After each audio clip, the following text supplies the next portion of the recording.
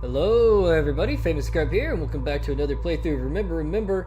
In this video we're going to go through all the journal entries. These are the journals that Mask himself made and left behind that I guess bring insight into his experiments, what happened to him, and his relationship with Sara, how he found her and how he came to like and love her. I have not seen these at all myself. This will be the first time I'll be watching them with you guys. I have not seen these myself. I'll be watching them for the first time with you guys, but I will say I had skimmed through a couple of them just when I was clicking, just to make sure I got them all. And it gets pretty dark, so be prepared. The subject matter gets pretty crazy, so you've been warned. October 31st, 2005. After a lovely chat over scotch with a friend, I have decided to begin a little journal of my exploits to remind me of my prime. The mind cannot hold memories forever, but words on a page can, as he says. It's rather interesting, I dare say, to know that one day I will become old and frail, both in body and mind. I don't know whether to be disgusted at the thought, fearful, or even joyful at knowing that, eventually, I will grow tired of these little escapades I allow myself. That eventually, I shall stop caring for the work I do. Will that day come soon? Most likely not. Someday, possibly. Who knows truly? Thus brings about you, my little document of reveries. You shall carry not only my memories, but the joy and wonder behind them. I warn you now, they will be morbid and disturbing to the typical mindset of humanity. But I trust that you will hold them forever still, without judgment. For example, today, before even going to have that drink with my friend, I was operating on a couple. Oh, how they begged to be released, but of course I had work to do. I couldn't allow myself to stop. No matter how much they pleaded and cried, I needed to discover the true scientific depths of affection under such duress. The female was dressed in an overly sexualized policewoman's uniform, and the male was in an outdated caricature of prisoner's attire. If not for the date they chose to don these articles, I would have assumed they were trying to enact a sexual fantasy out in the open. Nevertheless, my work had to be done. I had just finished cutting open the male and was going to start on the female when her usual survivatory functions ceased. There were no more cries to stop, no tears meant to induce mercy, only stock silence. I had not even touched her, but as soon as her eyes shifted to that of her former partner, they grew glazed, and all mental functions stopped. Is this what affection does to you? I had known for a fact that certain hormones in the body acted as relaxants and antibodies for pain, but to dull or even remove emotion. The trauma of it was my explanation. There were, unfortunately, simply too many variables to ponder about, and no time to settle on theories. They're now just sitting in room 3, and I will need to continue working on them tomorrow. I wonder how the smell will affect the female. Without preservation, the body will begin to rot, and I'd had no time to deal with the defecation. I will need to make note of that reaction. Perhaps her faculties will return to her with time. How to end these journals? Ah, I know. Adieu, Jimukas. Perfect. December 12th, 2008. My beloved bunker in the ground has become a playground for rats. I allow one person to use my facility for their research, and that singular act of generosity has brought about at least a dozen more annoyances alone. Damn my own curiosity for allowing such research to be held. But I was told it was imperative that the research be done in an isolated space. And since I alone hold the rights to such a place, I was their only option. Now my space is plagued by damnable children and their medical examiners. If I hear one more screech of a whimpering brat, I will slice out the throats of the entire damned lot. Children, annoyances of the world, born from the infernal colliding of sperm and egg. Disgusting results to a filthy, hormonally driven act. I pity humans who feel that biological imperative to breed. They often slake praise upon the ones who do not seek to cut out the option entirely from their lives. There is no game for annoyances like offspring. They whine and cry louder and in higher pitches than any sensible human being. It is enough to turn any dying embers of excitement to utter despair. There is no fun to be had tying down a child and playing with their internals. They have no understanding, no recognition of the act being played out, and yet still, the creatures who now use my space do so with smiles on their faces. I will never understand the mentality of such pedophiles. Is there any possible treasure to discover in this? Maybe, once they're finished, I could trap them and do a little experimentation of my own. Dig within their blackened minds and figure out their obsessions with such useless creatures. Is there something to be gained in the innards of a child? Is there some sort of euphoric pleasure found within their screams? I doubt that I will find anything. But science has not yet failed me. In the end, I always discover what I want. It's only fair payment, after all, for spoiling my environment with their nonsense. I shall ponder on it further. I must leave and visit a dying friend. Despite locking himself to the chains of normalcy, he is a good man. I wonder how he would react if he knew one of his best friends was an elite Black Shadow scientist. Another thought to ponder on. Adieu, Chimukas. April 18th, 2011. I was invited to attend an auction. The nerve that host has for assuming that I, one of the greatest minds in the Black Shadows, would stoop so low as to purchase my test subjects. I have multiple methods for getting what I want. I have many friends who would snatch up small countries, for God's sake, just for me to have bodies for my table. I had never been so insulted in my life. The mere thought of wasting time at such an event makes my stomach turn. Perhaps they were obsessed with the idea of having an elite in their midst. I control the entire tri-state area, after all. No one is safe from me, and the dim-witted authorities know this very well. Oh, I laugh each time I think of them practicing their little speeches.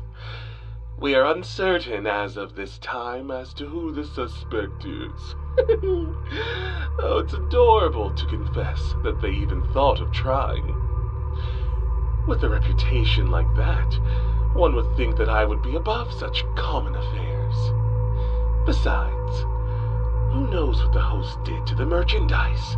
They could be drugged up, already operated on individuals, and I would be handed second-rate specimens. Bah! I'm letting this get to me. How is it that I'm allowing such an annoyance to dig beneath my skin? Another mental adventure to dissect. Pride. Possible. But not the only emotional link. Arrogance. Another possibility. There has to be more involved. No matter, I will not stoop so low as to attend. Mark my words well, my immobile friend. I shall never step foot in a place of such commoner dealings. Oh, my newest patients have arrived. I must greet them properly. They will be my bridges to finding out this mental problem I am having. Adieu, Jimukas. April 20th, 2014. 3 years ago, I swore that I would never attend an auction. A singular promise so that I would never stoop so low. As you know, my friend, I closed the doors on my research a year ago. I grew tired, bored even, of finding the same processes for different problems. Mortally dissect one, break the other. Rip into both, lose both. Lock them up, watch them fall apart and wither away. While the results I receive are all different, the method has become lackluster. Truly, that is my doing, but I am a practitioner of mental study and experimentation. I know what will give results, and that often drives me to do what I know best. Wash, rinse, and repeat. It is flawless in execution and practice, but not so in the satisfaction afterwards. I've cleared out the bodies and the equipment from the bunker, and I found myself sitting in my study, bored and craving something new, when my damnable colleague showed up with that invitation to the auction, and that bottle of scotch. I did not know what came over me. The fool must have drugged me. I found myself nodding and entering his car without realizing it. By the time we had reached the event hall, I could not turn back. I was surrounded by rats in tuxedos and gowns, all of whom were pretending to hold some form of higher power over one another. Imbeciles. They did not know of the genius who was walking past them. I am ashamed of myself for even attending. I am even more ashamed of what occurred during my attendance. The auction was nearing its end, and the final product of the night was a child, no older than 12 or 13, female, clearly used, a second-hand specimen, but still healthy and ready to be sold for, from what the host stated, the first time. The creature had probably been passed around and had some form of illness, but who would buy her knowing that? I knew how their little business operated. Just upon looking at her, she was certainly not healthy, yet, somehow, I found myself entranced. The pedophilic rats behind me shouted and hollered bid upon bid, grating on my nerves. Did I bid to silence them? Possibly. Did I bid because of her? Despite it being a highly doubtful hypothesis, I cannot deny its existence. Regardless, I found myself snatching my friend's bidding fan and raising it. Do you know how much that creature cost me? 500,000. $500,000 for a damn child. She's now just sitting in the corner of my study, staring at me as if she is expecting me to tear off her clothes and ravish her like her previous owners did. I am half tempted to reopen my lab once more and dig into her internal cavity, but I will hold myself back for now. I will figure out what to do with her in time. For now, I guess I'll just have to keep her fed. Adieu, Jimukas. April 21st, 2014. The girl continues to intrigue me. I woke this morning to the smell of a full breakfast being made. As I entered my kitchen, the girl was there, standing on the bare tips of her toes by the stove, frying bacon and eggs. They were oddly perfect, but I was sure that she was trained to ensure their perfection from her previous owners. Nevertheless, I found the gesture rather endearing. The proper word escapes me. As she looked at me, she gave me an innocent smile. Why does she smile like that? Her cooking skills are obviously beaten into her, but her smile seems terribly natural. It could not have been born out of an act. The more I let it sink into my memory, the more fascinated I become of her. I ate every bite of her meal. She must have been happy that I approved of her food, as she released the tension in her shoulders at my final bite. Another experience, most likely from her training. I asked her about her previous owners, but she simply said that they were sad people. Sad people? Truly, who would call pedophilic dimwits sad? A child would. I've instructed her to clean the house while I sit here and ponder. I can hear her trying to dust the high shelves in the living room. Something about her keeps me from just locking her down and splitting open her skull. I want to know the trauma she has gone through and how that has affected her brain, and yet I find myself struggling to even lift my scalpel at the idea. Have I become too soft? I doubt so. She is a child, a nuisance on humanity, an annoyance. Yet I cannot deny that I am being held back by some form of emotion I do not recognize. I will watch her. I've given her a medical bed to sleep on in one of my empty rooms, so she'll at least be healthy enough to observe. She is capable of feeding me as well as herself, so that is another annoyance off my back. I also will have to give her a name. I find that calling her girl will only annoy me. A name would be beneficial. What to name her? I will think on it more. I will return and write the name down when I think of it. Adieu, Jenna Cass. Edit.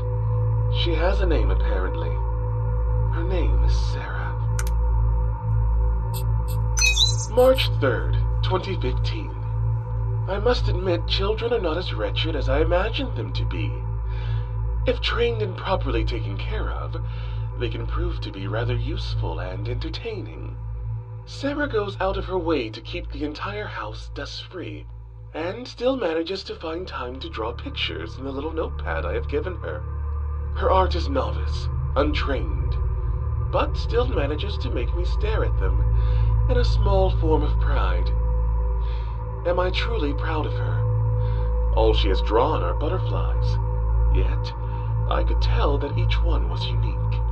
Whenever I'd point to one and ask what it represents, she would smile that damnable smile and tell me it was another child she knew, or a person who was kind to her. There was one image, however, that I couldn't shake free from my thoughts and needed explanation for. On the very first page of her little notebook were two butterflies, one small and white, and the other a large monarch, or what I had assumed to be such with the orange crayon. I asked about it out of curiosity, needing to know. For once, she froze and tensed up. Her face, usually bright in some sort of innocent joy, melted to an expression of sadness and heartbreak. After a long moment of silence, she told me it was her and her knight. Her knight. Truly, she had a wild imagination. I knew this, but a butterfly has a knight. I had to deduce that it was a family member or a really close friend. A childhood friend, perhaps. Still, I couldn't help but feel upset that I had made her feel so downtrodden. She may have acted like she was younger than 10 generally, but at that moment, I saw the maturity of a teenager. She told me that she had a knight who worked very hard, whom she looked up to dearly. Every morning she would see them leave, then be the first to greet them when they returned from school. I was wrong.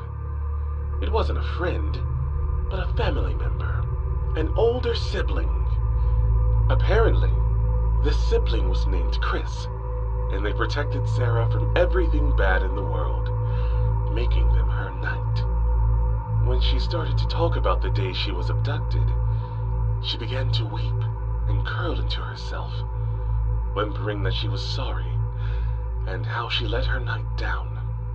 I had to stop her and tried to comfort her, but she simply went into a fetal position and cried herself to the point of passing out. She's still out cold now, even as I write this.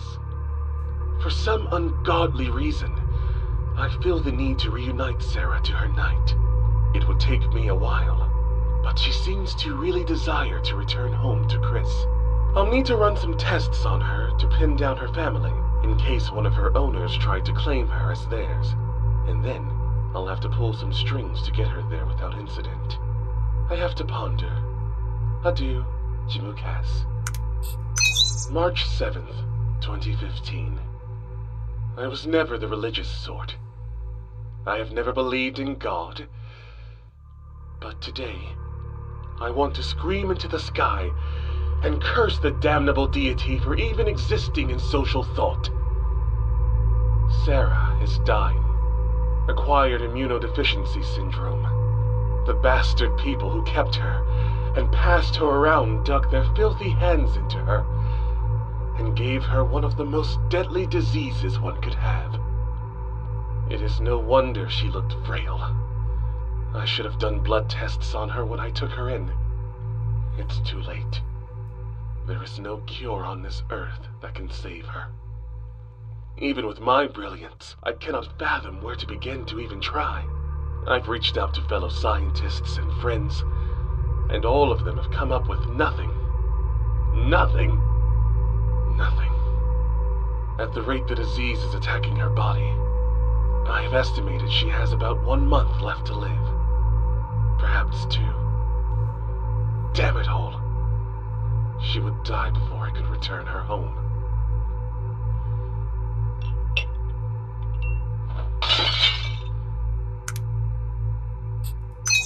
April 14th, 2015. I had to bury her today.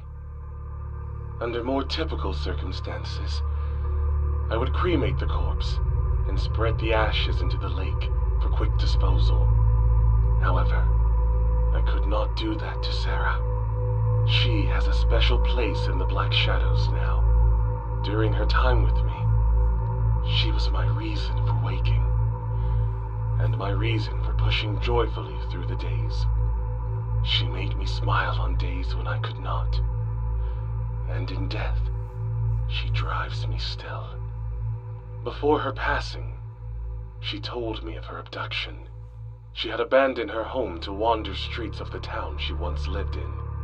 She was ignorant of the dangers that were present, naively trusting that she would never have harm brought upon her by any stranger. She could not even fathom that someone would wish to steal her away, that perverted rats would find value in her young, soft flesh. The thought of it sickened me even before. But now that I had known Sara, I'm filled with something more than sickness at the prospect. Is it hate? I'm unsure. The abduction occurred in 2012. I hastily used all of my resources to find out what I could. There was indeed an Amber Alert for Sara, in a little town north of the tri-state area. The street cameras and footage only amplified her story. Though there was something that I noticed that she could never have. I saw right away that she could have been saved. She could have been saved. She died an unfair death at the hands of a disease never meant for her. Because of 3 cowardly individuals, she was dragged through the pits of hell. Little insects desecrated the fate of a harmless butterfly. Oh, how I wish I could simply rip those insects from the world and tear them apart with my bare hands. But Sarah's dying wish stills me. With that smile I grew to love. She wished that her sibling, Chris, knew the truth of what happened to her. I have found my new experiment. This will be the last experiment I ever do. I will seek out these insects and this sibling. I will make them all stare at the harsh realities that Sara had been forced to face. I will drag them through hell, and then back again just to show them the shame of their actions. The 3 insects must be made to understand what their cowardice did to such an innocent soul. They will bow to the monarch and offer their heads, and as punishment for not protecting the white butterfly, the night will bear the weight and decide the fate of those responsible for her abduction. My work begins. I must plan my experiment. Perhaps I will consult my programmer friends to help design this punishment. Maybe a few architectural friends as well. This will not be a dissection, oh no. This will be a gleefully torturous game. Oh, how I've missed this thrill. Adieu, Jimukas.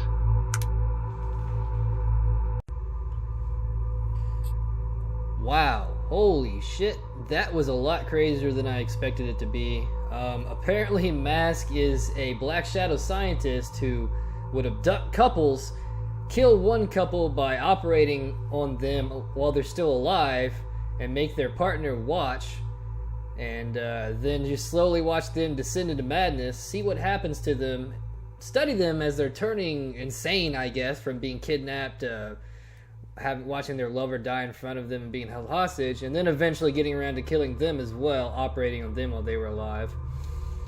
And he did this for a while until he met Sara, and she had been abducted like we thought. It sounds like the autoimmune deficiency disorder is AIDS that she got from, being a sex slave or whatever. And he grew to love her, and kind of made him rethink things. And, well, she died, and then he went after us. Considering his past, I say we got off lucky with just the drowning and the electroshocks. It could have been a lot worse, but wow, that was pretty crazy. He was a lot more insane than I thought he was from just playing the game, so I'm glad we watched that. So thanks for watching, everybody. Hope you enjoyed it, and we'll catch you guys in the next video. I'm a playground for rats. I allow one person to use my facility for their research, and that singular act of generosity brought about at least a dozen more annoyances.